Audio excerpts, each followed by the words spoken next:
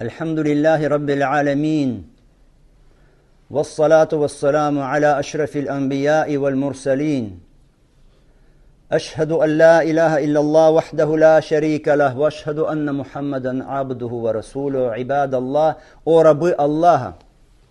Что касается внешнего облика пророка, алейхиссалату вассалам, то поистине это был прекрасный, безупречный облик. Вот если бы в его физическом облике, в его внешности был бы хотя бы один недостаток, то его враги обязательно бы взяли это поводом для насмешек и для издевательств. Но вот то, что они не нашли ни одного повода, чтобы придраться как-то к его внешности, это доказательство. Так же, как не нашли повода придраться к его нравственности. Вот это самое лучшее доказательство, свидетельство безупречности его внутреннего и внешнего облика. И воистину самый лучший из людей и нравственно, и внешне.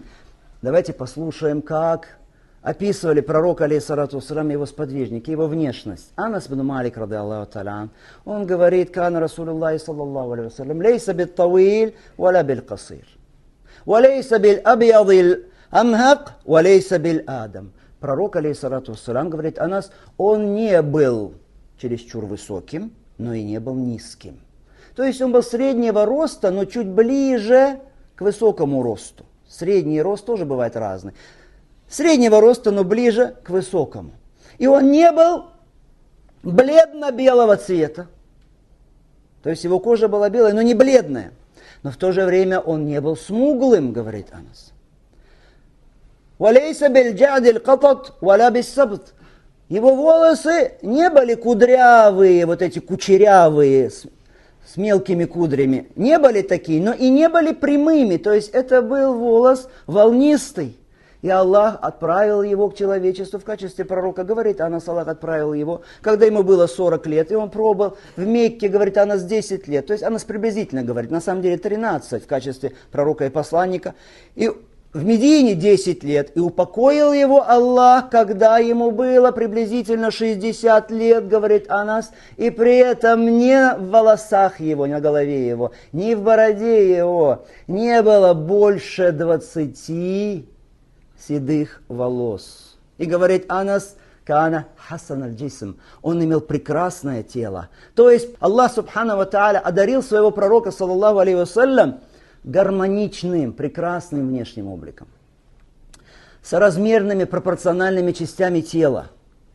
Вот Аллах одарил его таким образом внешним, который вобрал в себя все достоинства. Иначе говоря, Аллах одарил его совершенным человеческим обликом. Бара ибн Азиб, ради Аллаху та'аля, другой сподвижник, он описывает пророка, алейхиссалату вассалям. Он говорит, это был человек среднего роста, широкий в плечах, с обильными волосами, которые доходили до мочки ушей. До мочки ушей. В других версиях сказано, что волосы пророка, алейхиссалату вассалям, доходили до середины расстояния между ушами и плечами. И до плечей доходили иногда. Как это понять? Ученые говорят, возможно так, что впереди, да, эти волосы доходили до мочки ушей, а задняя уже часть волос, она уже доходила до уровня плечей. Или в разное время длина волос пророка, алейхиссалату вассалям, была разная. Иногда он постригал, и волосы были до мочки ушей, иногда ниже, так что доходили до плечей. И говорит он, Бара ибн Азиб, на нем была, на пророке, алейхиссалату вассалам, хулля, то есть такое одеяние из двух частей с красными оттенками. И говорит он, «Ма раэйту шейян кад ахсана минху, саллаллаху алейхи вассалям». Я никогда не видел ничего прекраснее, чем он. Посмотрите, не говорит никого, говорит ничего. То есть все творения, которые он мог видеть, Бара ибн Азиб, он говорит, прекраснее, чем пророк, алейхиссалату вассалам, не было. Ничего. Али, двоюродный брат пророка, алейхиссалату вассалам, его зять, он тоже описывал пророка, алейхиссалату вассалам. Он говорит, что у него была крупная голова. Несколько крупная голова у пророка, алейхиссалату вассалам. Были большие глаза. У него были длинные ресницы. Склера глаза, они были с несколько розоватым оттенком. То есть белые с розоватым оттенком, склерой. Борода его была обильная, густая. Он имел цвет белый с розоватым оттенком. И когда он ходил, говорит Али, Такаффа каннама ямши фи сууд, он ходил так, как будто он спускается с возвышенности. То есть это была легкая походка, вольная походка, твердая походка. Он поднимал ноги от земли. Не как думают некоторые, что если человек праведный, значит должен он ходить, низко опустив голову, зажав плечи, еле волоча ноги. Кто это сказал? Пророк, алейхиссалату вассалям, ходил вольно, ходил твердо, поднимал ноги.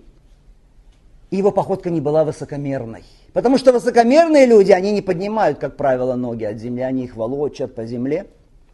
Из-за того, что приучены вот так вот к важности и роскоши. И говорит Али, ради Аллаху та'аля, если он поворачивался, пророк, алейхиссалату вассалям, то поворачивался целиком к человеку, проявляя вот такое уважение. И говорит он, у него были крупные ладони и крупные стопы. И говорит он, ради Аллаху та'аля, что пророк, алейхиссалату вассалям, у него были крупные суставы, и у него была вот такая полоска нежная, тонкая полоска волос от груди до живота. Его тело, оно не было покрыто волосами обильно, нет, но была вот эта вот полосочка от груди, длинная полоска, до самого живота. И вот то, что пророк, алейхиссалату вассалям, у него были вот такие крупные суставы и несколько крупная голова, и то, что у него были стопы, кисти рук крупными, это указывает на что? Указывает на крепкое телосложение. На то, что Аллах субхану ва тааля одарил его сильным, крепким телом. И говорит Али, ради Аллаху та'аля ан, я никогда не видел никого подобного ему, ни до него, ни после. Спросили Бара ибн Азиба, лицо пророка, алейхиссалату вассалям, было как меч? Он сказал, нет, было как месяц. Ученые делают вывод, что его лицо, оно, во-первых, сияло светом. Во-вторых, оно не было длинным, удлиненным, но в то же время оно не было совсем круглым, но ближе к округленности. Знаете, кто был последним из подвижников? Кто умер позже всех? Человек, которого звали Абу Туфейль. Абу Туфейль, он говорит, я видел посланника Аллаха, саллаллаху алейхи вассалям, и говорит, он сегодня на земле не осталось никого, кто видел пророка, алейхиссалату вассалям, кроме меня. Люди сказали, и что, каким ты видел посланника Аллаха, саллаллаху алейхи вассалям? И он сказал, кана абьяда малихан мукассада. Он был белым, красивым и мукассада, то есть умеренным во всем, гармоничным было его тело.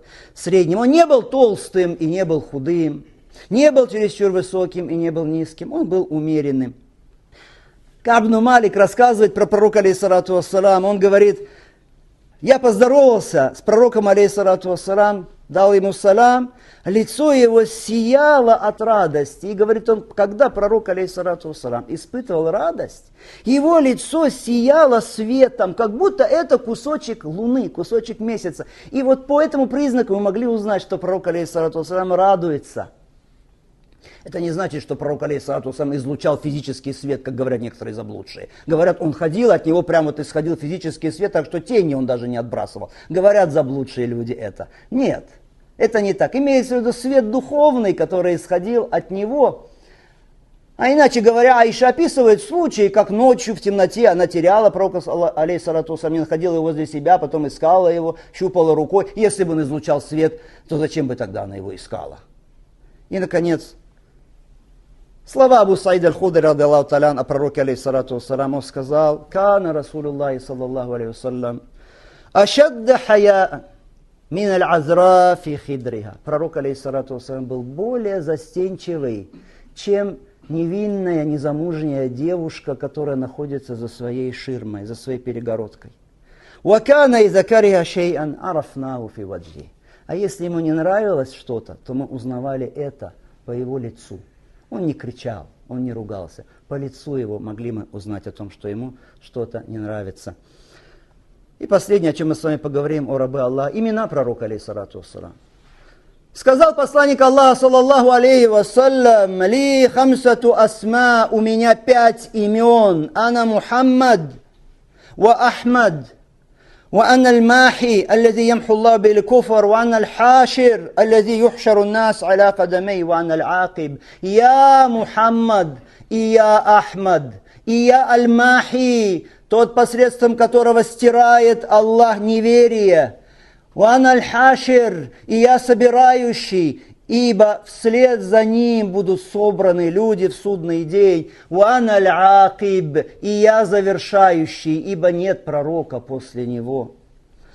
Абу Муса аль-Аш'ари говорит, пророк, алейхиссалату вассалям, он называл нам свои имена и сказал: «Ана Мухаммад, я Ахмад, ва ана аль-Мукаффи, я аль-Мукаффи», еще одно имя пророка, аль-Мукаффи, то есть идущий вслед, он идет во след всем пророкам и посланникам и завершает эту цепь пророков и посланников Божьих.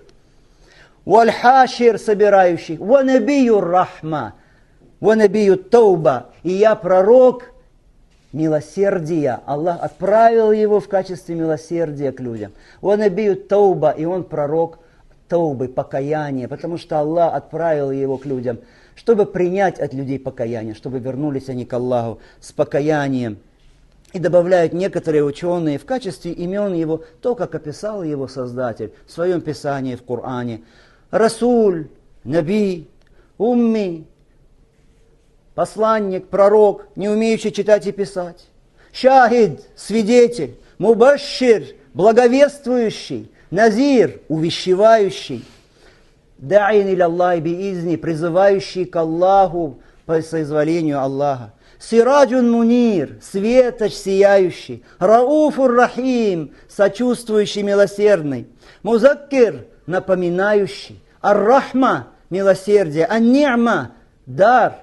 Аль-Хади, наставляющий людей к прямому пути. Аль-Амин, надежный. Аль-Муддассир, Аль-Музаммиль, завернувшийся, закутавшийся в одежду. И также называют некоторые из имен его: Аль-Мухтар, выбранный, Мустафа, избранный, Аш-Шафи, Аль-Мушаффа, заступающийся, ходатайствующий за творение в судный день, Аль-Мушаффа, чье ходатайство принимается, Ас-Садик Аль-Масдук, правдивый, который получал в качестве откровений одну лишь правду. Аллахумма салли аля Мухаммад ва аля али Мухаммад, кама саллейта аля Ибрахим ва аля али Ибрахим, иннака хамидун маджид. Ва барик аля Мухаммад ва аля али Мухаммад, кама баракта аля Ибрахим ва аля али Ибрахим, иннака хамидун маджид. Ва ахиру дa'wana анил хамдулиллахи раббил аламин.